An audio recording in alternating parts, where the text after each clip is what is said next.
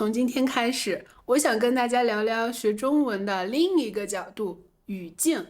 学语言不光是学词汇和语法，更重要的是了解它后面的文化和生活。每个语言都有它独特的表达方式和思维习惯，而学习中文呢，除了能和中国人交流，更多的是去理解中国人怎么想的、怎么生活的，打开我们的视野，对吗？比如今天我们要聊的话题是道歉，中国人怎么道歉呢？快来看看吧。在道歉的时候，我们最常用的词是不好意思，不好意思，不好意思。这个词意思有很多用法，不好意思是道歉，意思是我错了，不好意思。他这个人有点意思，他这个人有点意思。和他在一起没什么意思，和他在一起没什么意思。你到底什么意思？你到底什么意思？那就随便意思意思，那就随便意思意思。这些意思你都了解吗？好，我们开始今天的分享。什么时候我们会需要道歉呢？有这6个场景，给你分享我是怎么想的。遇到这些情况呀，我会怎么说？第一个，不小心撞到别人或踩到别人的脚，比如人多的地方走路，或者是在公共交通工具上，偶尔就会碰到别人，这个时候就需要道个歉。怎么道歉呢？就说，哎呀，不好意思，不好意思，就是这种场景会用到的道歉方式啦。不好意思，说的时候我可能会把手伸开，好像把别人碰坏了。不好意思，不好意思。把双手这样伸开，也是一种我没有敌意的表达，对吗？哎呀，不好意思，不好意思，没事吧？好像肢体语言是个人的表达习惯而已，有些国家特别爱用肢体语言，中国人的肢体表达，我认为相对比较少一些。其实呀，我们甚至不会扶路边摔倒的老人家，这个算是特有的社会现象吧。每个社会都有好有坏，对吗？这个字我要分享一下，为什么我们不扶他呀？就是因为怕被讹。比如我们这样面对面的走路，你明明没有撞到我，我却假装你撞到我了，我马上坐在地上又哭又闹，我要你送我去医院，要你赔钱，这个呀就叫讹。到处都有监控，你还想讹我呀？到处都有监控，你还想讹我吗？讹钱可不行。还有一种酒托，那种酒托也是讹钱的。那个漂亮的女孩邀请他吃饭，然后和饭店的人串通好了，他就能拿到抽成。他一结账呀，5000多，这个不是讹钱是什么？他被讹了，他被讹了。你想讹我，你想讹我，讹钱讹诈。你说句不好意思，可解决不了问题啊。对不起，对不起也不行，走，警察局。一般我们也不会说对不起，对不起，我个人感觉是很严重了才说。比如像下面这个场景，迟到了就可能要说对不起啦。下面这个场景呀，就需要说对不起。比如和好朋友约了一块儿吃饭或见面，却因为自己拖延了或其他原因迟到了，导致对方等了很久，就需要道歉。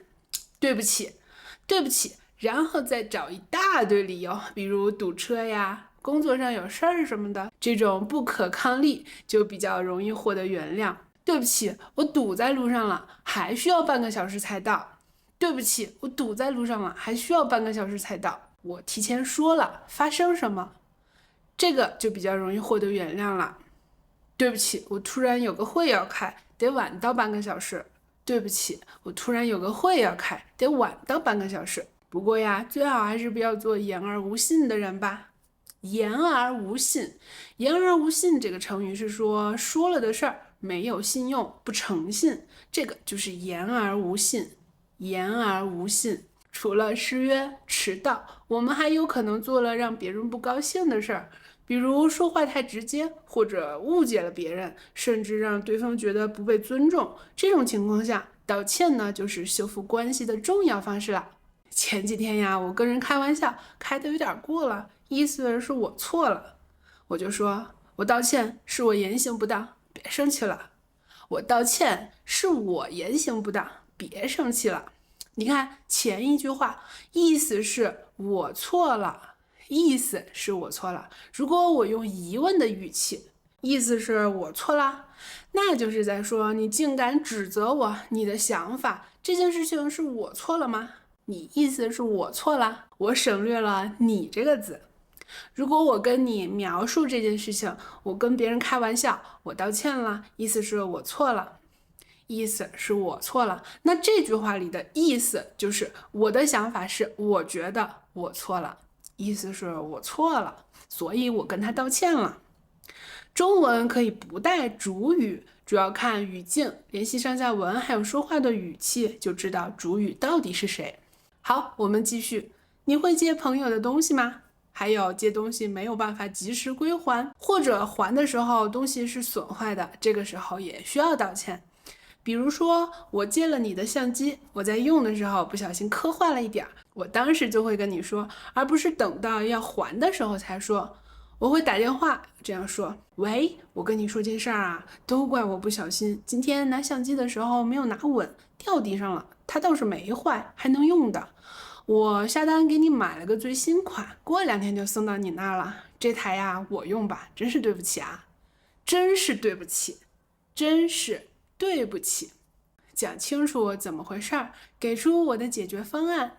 可能朋友还会说，没关系啊，能用就行，不用买新的给我，没关系，能用就行。我会坚持我的决定，买新的给他，因为我说道歉的话没有用。如果不好好解决，他下次就不会借东西给我了。道歉的话没什么用，你觉得呢？如果有朋友借了我的东西，弄坏了没有赔给我，跟我说对不起，那要看是什么东西，太贵重的我就生气不理他了。他要是说对不起，我依然会说，哦，没事儿，没事儿，没事儿，就是没关系的意思。看个人的表达习惯吧。如果别人跟我道歉，我更经常说没事儿，没事儿，或者笑笑摇头就好了。哎呀，对不起。下面一个场景，比如在安静的地方，不得已要接个电话，或者在跟刚认识的朋友吃饭的时候，要突然离开。这种时候打扰到别人了，或者打断了现在我们一起在做的事情，其实我个人是不会莫名其妙的离开，大概率是这个饭呀吃不下去了，因为他真的没什么意思呀。我说突然有事儿要走，他还问我到底什么意思，你到底什么意思？因为他这个人呀真的很没意思。我说我突然有事儿要走，他还问我你到底什么意思？我就说不好意思啊，我得马上回趟公司，有个线上事故要处理，今天这顿我请吧，当时道歉。不好意思，我得马上回公司，今天这顿饭我请，当时道歉。如果这顿他付了钱，下一顿一定是我请。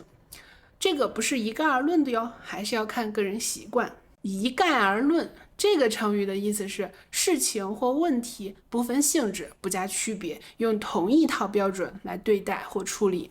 比如我跟你说，男女对立不是所有人，人品好的就不会对立呀，你不要一概而论好吗？你不要一概而论好吗？请客吃饭能解决很多开会也解决不了的事儿，但是不能一概而论，总想着请客吃饭去解决所有的问题可不行呀，不能一概而论，不能一概而论。说到工作呀，每个人都不免犯错，比如工作里面犯了一个小错误，还影响到了别人，虽然不是很严重，但是还是要道个歉，表示对自己的失误负责。我们就会这样说，这个是我的锅，哦，是我的锅，等我来处理吧。是我的锅，等我来处理吧。锅这个词就是指在工作中的失误。我们有的同事会说甩锅，甩锅就是互相推卸责任的意思。开玩笑的时候还会说，哇，真是锅从天上来，真是锅从天上来，意思是这个不是我的责任呀，我竟然被同事甩锅，甩锅，意思这不是我的责任。这句话里的意思是我觉得被别人甩锅，你了解是什么意思了吗？今天他甩锅给我，开完会他说请我吃饭，意思一下，意思一下。这句话里的意思就是对方给我什么好处，表达他的心意，比如说道歉或者找我帮忙，尤其是送礼的时候就会说意思，意思意思或意思一下。今天开完会，他说请我吃饭，意思一下，意思一下，可能是给我道歉吧。现在国家查贪腐很严，过去意思一下就能搞定的事儿，现在可不好办了。意思一下就能搞定的事儿，现在呀不好办了。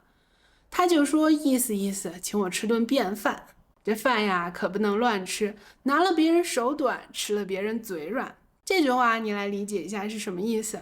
拿了别人手短，吃了别人嘴软。他说请我吃顿便饭，意思意思，小心哦，拿了别人手短，吃了别人嘴软。今天我讲了一些社会现象里的词，比如鹅、酒托、饭托、锅，还有甩锅。有人请你吃饭要注意哦，拿了别人手短，吃了别人嘴软。